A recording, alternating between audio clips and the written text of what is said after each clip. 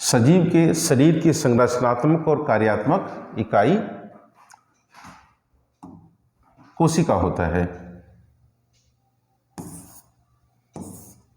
कोशिका में गुणसूत्र कहाँ पाए जाते हैं? तो गुणसूत्र इसके केंद्रक में पाए जाते हैं।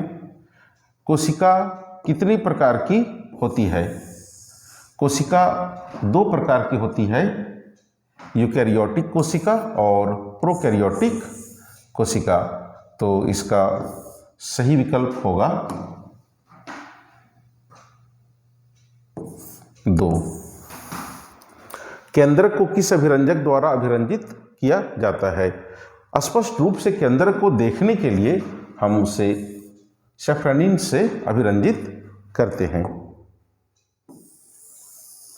सजीव में आनुवंशिक गुणों का वाहक। सजीव में आनुवंशिक गुणों का वाहक जीन होता है जो गुणसूत्र में पाया जाता है। कोशिका की खोज रॉबर्ट हुक के द्वारा की गई थी।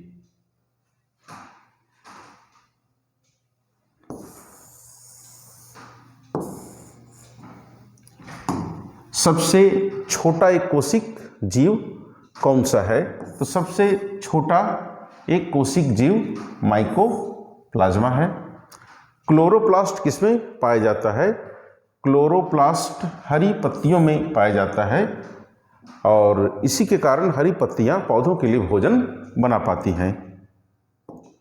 सर्वप्रथम जीवित कोशिका किसने देखा?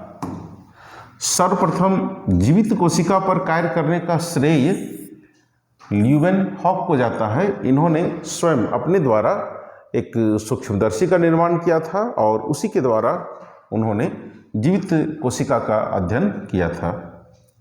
अमीबा में कितनी कोशिकाएं होती हैं? तो अमीबा एक कोशिक जीव है, इसलिए इसमें कोशिकाओं की संख्या केवल 1 होगी।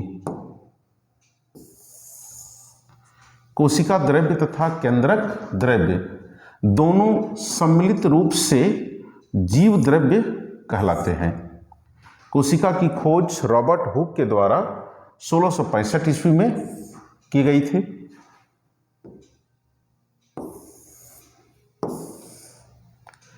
जीव की सूक्ष्मतम मूलभूत संरचनात्मक इकाई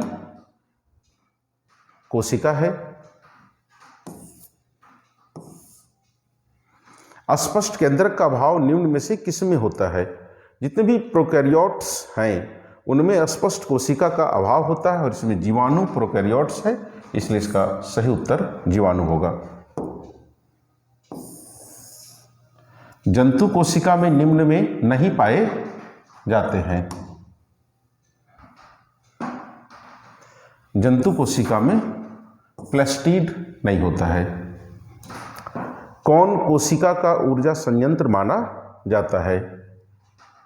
कोशिका में श्वसन का कार्य माइटोकॉन्ड्रिया में होता है और इसी के कारण ऊर्जा की प्राप्ति होती है, इसलिए कोशिका में माइटोकॉन्ड्रिया को ऊर्जा का संयंत्र माना जाता है। एक जेली जैसा पदार्थ जो कोशिका में पाया जाता है, कोशिका में जेली जैसा पदार्थ कोशिका द्रव्य होता है। एक कोशिक जीव, इसमें से एक कोशिक जीव अमीबा है। कवक को अभिरंजित किया जाता है। कवक को अभिरंजित करने के लिए कॉटन ब्लू का प्रयोग किया जाता है। जंतु कोशिका में अनुपस्थित है। कोशिका भित्ति जंतु कोशिका में नहीं होती है, यह केवल पादप कोशिकाओं में पाई जाती है। आवर्णी लवक उपस्थित है। आवर्णी लवक अर्थात ल्यूकोप्लास्ट, यह जड़ों में पाया जाता है। यह रंगहीन होता है, तो यह जड़ों में या भूमिगत तना अगर हो तो उसमें पाया जाता है, तो यहाँ जड़ों में सही विकल्प होगा। प्रोटीन संश्लेषण से संबद्ध है। प्रोटीन का संश्लेषण राइबोसोम में होता है। रंजक के उदाहरण हैं। ऑरेंज जी, कॉटन ब्लू केंद्रक। इसमें ऑरेंज जी और कॉटन ब्लू चूंकि दोनों रंजक है इसलिए सही विकल्प होगा चौथा 1 एवं 2। अमीबा का पादाब मदद करता है।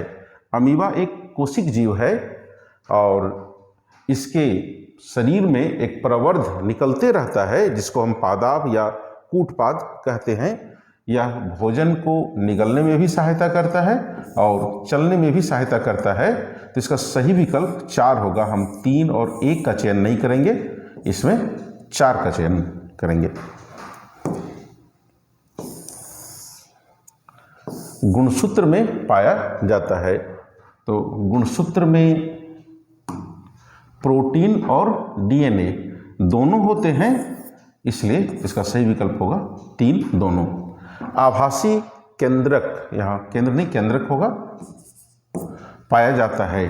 तो आभासी केंद्रक प्रोकैरियोट्स में होता है और यहाँ प्रोकैरियोट्स नील हरित शैवाल है, इसलिए सही उत्तर दूसरा होगा। कैरोटीन वर्णक पाया जाता है। तो कैरोटीन वर्णक लाल टमाटर और लाल मिर्च में पाया जाता है। अवर्णी लवक पाया जाता है। अवर्णी लवक जड़ों में और भूमिगत तना दोनों में पाया जाता है, इसलिए इसका सही विकल्प होगा चौथा। इलेक्ट्रॉन सूक्ष्मदर्शी का आविष्कार किसने किया था? तो इलेक्ट्रॉन सूक्ष्मदर्शी का आविष्कार नॉल एवं रस्का ने किया था।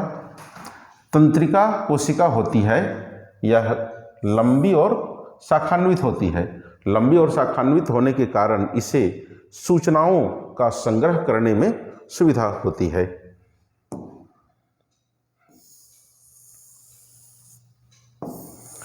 कोशिकाओं का वह समूह जिसकी रचना, उद्गम तथा कार्य समान होते हैं उसे हम उत्तक कहते हैं। कोशिका के मुख्य संघटक कोशिका झिल्ली, केंद्रक, कोशिका द्रव्य, क्योंकि ये तीनों कोशिका के मुख्य संघटक है इसलिए इसका सही विकल्प होगा उपर्युक्त सभी। इलेक्ट्रॉन सूक्ष्मदर्शी की आवर्धन क्षमता बहुत ही उन्नत कोटि का यह सूक्ष्मदर्शी होता है। हम इसमें किसी वस्तु का प्रतिबिंब 50,000 से 2 लाख गुना तक बढ़ा करके देख सकते हैं, इसलिए इसका आवर्धन क्षमता 50,000 से 2 लाख है। अमीबा के शरीर के बाहर की ओर प्रवर्ध निकलते हैं, उन्हें पादाब या कूटपाद कहा जाता है। मानव शरीर की सबसे लंबी कोशिका तंत्रिका कोशिका होती है। इसकी लंबाई 1 मीटर से भी अधिक होती है। कोशिका भित्ति सेल्यूलोज का बना होता है। कोशिका द्रव्य कोशिका झिल्ली और केंद्रक के मध्य होता है। इनमें से कौन पादप कोशिका का रसोई घर कहलाता है? पादप कोशिका के लिए भोजन बनाने का काम हरित लवक या क्लोरोप्लास्ट करता है, इसलिए हम लोग क्लोरोप्लास्ट को कोशिका का रसोई घर कहते हैं।